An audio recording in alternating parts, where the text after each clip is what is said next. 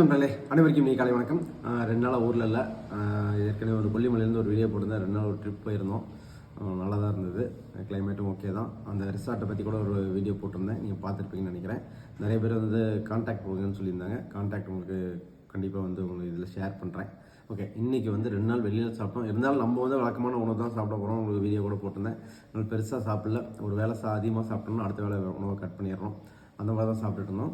So இன்றைக்கி வந்து 2 நாள் வெளியே போயிட்டு வந்ததுக்கப்புறம் என்ன உணவு சாப்பிட போகிறோம்னு பார்க்க போகிறோம். ஓகே, முதல்ல வந்து பார்த்திங்கன்னா வாழைப்பழம் வந்து 2 பழம் வச்சுருக்கோம். ஒன்று வந்து தேன் வாழை, ஒன்று வந்து மலைப்பழம். இது கொல்லிமலையில் வாங்கி வந்த பழம் தான்.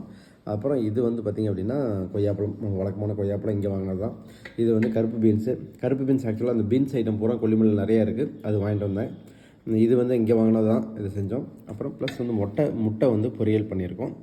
அப்புறம் இது வந்து வெள்ளரிக்காய் வந்து தயிர் பெஸ்ட்டு, காலையிலே தயிர் பெஸ்ட்டு இது. அப்புறம் கொஞ்சம் பழைய சோறு, நேற்று சித்ரா வச்ச சோறில் மீதி. இது வந்து தங்கச்சம்பா அரிசி. தங்கச்சம்பா வந்து எப்படி வாங்கணும் அப்படின்னா, நம்ம நண்பர் சிவகுமாரோட மனைவி வந்து வாசி வந்து கொடுத்து விட்டாங்க. சாப்பிட்டு பாருங்கள் எப்படி இருக்குன்ட்டு. ஓகே, நல்லா தான் இருக்குது. இந்த தங்கச்சம்பா அரிசி கொஞ்சம் காஸ்ட்லி. நார்மல் அரிசி 70 ரூபா அப்படின்னா இது ஒரு 80 ரூபா அந்த ரேஞ்ச் விற்குதுன்னு நினைக்கிறேன். ஓகே, இது வந்து ஆர்கானிக் அப்படிங்கிறனால கொஞ்சம் ரேட் அதிகம். ஓகே, ஸோ இந்த மாதிரி நம்ம உணவு ரெகுலராக எடுத்துகிட்ருக்குறோம். நம்ம உணவு வீடியோக்கள் போட்டுட்ருக்குறோம். உங்களுக்கு ஒரு இன்ஸ்பிரேஷனுக்காக தான் போட்டுட்ருக்கோம். உங்களுக்கு வந்து என்ன ஃபீல் பண்ணுறீங்க அப்படிங்கிறத கமெண்ட் பண்ணுங்கள். ஓகே.